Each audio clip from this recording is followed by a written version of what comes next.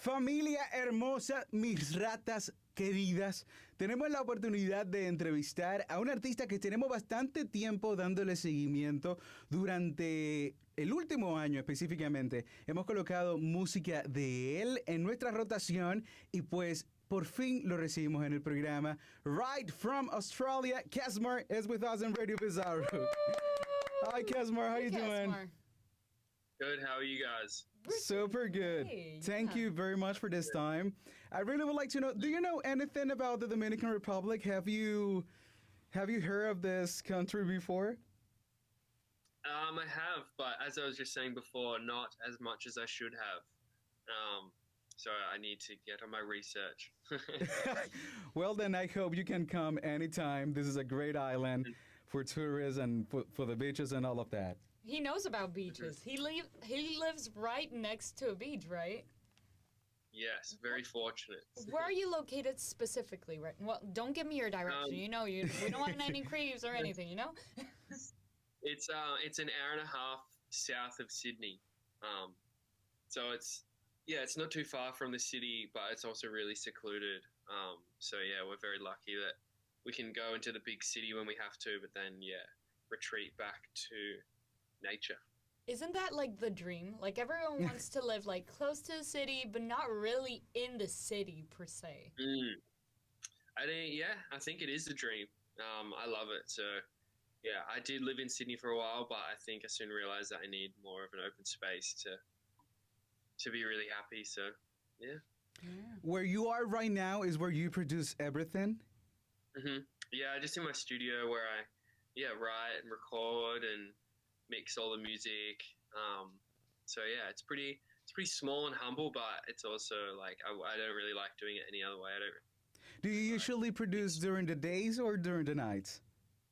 In the day, I like getting up pretty early and going for a swim and being active and walking, and then I love kind of getting in here at like 10 and smashing it out till whenever it has to be done. But sometimes if there's an idea that has to be pursued into the night, it will happen. But most of the time I like kind of keeping it kind of structured, and I enjoy it that way. Do you live day by day? Haha, get it? Bro, So you're definitely a morning person, we can say.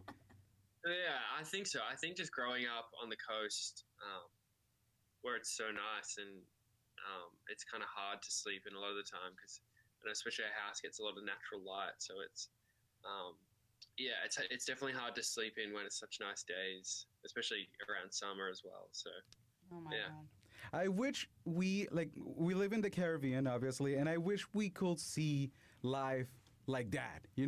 We have the sea right next to us, and we don't actually connect with it as we should in terms of creation and all of that. Talking about creation, lately you released your EP. It's called Change My Name. I really would like you to let us know how was the creative process, and these 3 songs, how do they connect to each other? Not necessarily with the rhythm, but with the lyrics as well. I started writing songs for this project kind of in the past 2 years. I put out another EP called Forever Holiday, last year. So I think, this is definitely part of a bigger body of work that's going to be announced next year. But they were just songs that really resonated with me. Some were written 2 years ago, some were written in the last kind of 6 months. I guess for me it all is leading to a bigger body of work. I'm really excited to keep putting out new music, and regularly as well. There's a whole lot of music ready to be put out. So this is kind of just the first initial taste of the rest of the music, I guess. How big is your music bank? Because if you're saving some songs for a bigger project, if we could literally physically see it, how big would it be? Would it be a luggage or an entire place, a physical place? How big is your luggage musical like luggage? Um, I don't know. I guess it depends. I'm not a big write a lot of songs and then pick songs. I like working on songs that I really like, kind of that way. Like, I guess I know a lot of people who will write like 100 songs for an album and then they'll pick 10. But I like writing maybe like 20 and then picking 10. But I guess like compared to maybe like my hard drive or something, it's like full of 30-second ideas here, and so it's pretty big. But usually I like to write fresh if I'm writing for something. I don't love to dig back to kind of older songs and archival songs, but yeah, most of the time I like getting in a fresh headspace and writing a new batch of songs. Well, that is totally different. We had an interview this week on the booth. We were talking about the same thing. If you ever go back and take a song and maybe rearrange it in some way, but starting fresh helps you to have a more assertive idea of the music you're trying to produce or the project, or is there any other reason why? No, I think I just definitely on this project I've written all the songs pretty much back to front on piano, where I kind of I'd write a verse and then it kind of sit there for a while and then I'd like put a chorus in. It was kind of very, yeah, a lot of the time I just tried to let this happening organic as possible, just writing the whole song front to back and then recording it front to back and then was finished. So I guess also the process of recording on old analog equipment like tape machines makes you have to finish the song basically, because you can't just go in and put something else in there. So I think that helps me to finish songs where I have to record the whole piano for the whole song and I have to sing the vocals for the whole song. So it's just a process that I like doing, but it also takes a lot of time, but it's all part of it. Oh my That's God, so interesting. You had to work it just in one shot. Like, okay, I Yeah. have to do it now. If I don't do it now, then I have to start the process all over again. Yeah, because I don't know if this had happened to you before, but it happens to me. Let's say if I'm doing a song, usually I record the melody in a voice note and then I save it. And then 2 months after that, I don't even remember the first intention of the song. Or maybe that's a melody that got lost. I can't even take it back and do anything with it. So I just have that melody saved without any reason, without knowing what the hell to do with it. Has that happened to you before? I definitely use voice notes a bit, but yeah, I feel like I've been most comfortable writing in a very traditional sense of waking up and being like, I'm going to write a song today, and then smashing it out. I find it so much harder to come back to a song a lot of the time to figure out, because I mean feelings change, and then sometimes you forget why you're writing the song in the first place. So I really like to try and smash it out in the first sitting, and then try and do as much as possible, and then the next day I can listen, or the next week I can listen really subjectively, rather than it being little parts of this, and I can hear it straight away and be like, that's a good song, or that's not a good song. So That takes a lot of discipline because I Yeah. feel like a lot of people make art based on inspiration of the moment. So they make a song now, but then they rework it months after because the inspiration isn't there. Do you take it as religious, the music creation, with that type of discipline, or does it also come from that you need that at least spark of inspiration to start working? yeah, I think I always need the spark somehow, whether it's from music or it's not from music, even whether it's from like a lyrical line or something. But I just try and ride that spark of inspiration just for as long as possible, just to try and get like the truest, I don't know, I guess form of the song out. So yeah, I guess I don't know. I like what I've kind of done a lot of different ways of writing over the years, and I feel like this is for this project has worked the best of just being disciplined and smashing it out. Day by Day is a song that I loved. We've been playing it since 2 weeks ago in the show, and I really would like to know about the decision you took to make this song kind of groovy with this disco vibe, the 70s and all of that. Tell us about that. Yeah, so that was probably one of the oldest songs that I picked. It was just a song that I wrote, I think maybe like 3 years ago now, and then I started playing it with my band. Yeah, kind of since then for about 3 years, and it just never really went away in a good way. I guess some songs, all the songs, if they kind of never go out of sight. I think you can kind of tell that it's I don't know, it's a good song if it sticks around, rather than if you play it for a bit and no one really enjoys it. It's kind of like you can kind of just put that aside. But it's one of those songs that just kept sticking around, and there was lots of different versions made of it because there was kind of like a studio version, and then there was like a live-ish version that I was trying to recreate with the band. So I think it was quite confusing for a bit, but then I felt like it had to be super live and had to feel like they were all moving parts. I guess just to try and kind of represent what it would feel like live, but still with the studio essence of like a really clean recording.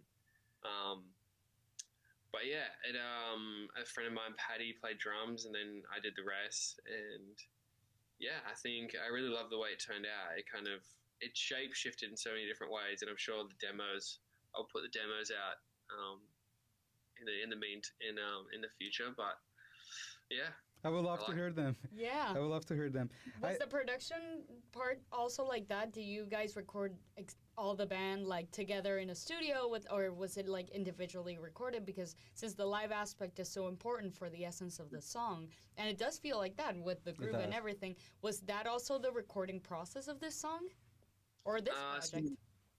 So the recording process is pretty much the same for all of my work. If I'm struggling to kind of nail a beat, I'll bring a friend of mine in to play drums. But apart from that, it's all just me, just multi-tracking everything. So yeah, there's no band playing together. I definitely think for future projects, I'd love to get more of a live feeling of everyone playing in the same room. But I think, yeah, for this project, I kind of had to get the sounds out of my head. So if I was struggling something, I'd bring someone in. But yeah, 90% of it was just me here in my home studio. So, You know, I hear you talking, and all is in my head is how come I can talk to this guy who is in the other side of the world? How did we get to you? And it makes me want to talk about internet and all of that, like how music is released to the whole world. How do you feel about it? I think it's super positive. Like, I've met so many great people, and I've done so many really cool collaborations just through internet and like mutual friends on Instagram or whatever. Or you have no connection, and you can kind of connect straight away. So I think there's a whole lot of positives about the kind of supportive network and like the music scene. I think in Sydney in Australia, because it's so isolated, it doesn't really feel like it has an actual scene, but I feel like I've been able to fit into other little pockets. It totally has. We have a bunch of artists from Australia that will be playing it here in the Dominican Republic, and some of them have already come to the DR. Yeah, to play. We had My Life a couple of months ago. Yeah, they were we were great. actually really good friends with them. We became really good pals at the festival they were in. Do you know them? Yeah. I know of them, but yeah, I haven't actually met them yet. They're from Melbourne, but yeah, they're a great band. Of course, and I think beside what you think, something really good is going on in Australia in terms of good music and groove and indie music. I think I have that perception that we see you guys with admiration, let's say, in that matter. Yeah, I think there's a lot happening, and I think it's just I think now that there's so many places and ways to find new music. I think everyone's getting inspired from everywhere. It's not just from one place, and I've definitely been inspired from so many different types of music that I've found in weird parts of the internet. So I think there's inspiration everywhere to be found. Could you name one for us so maybe we can know an artist you are currently obsessed with or that you found on the internet? Yeah, there's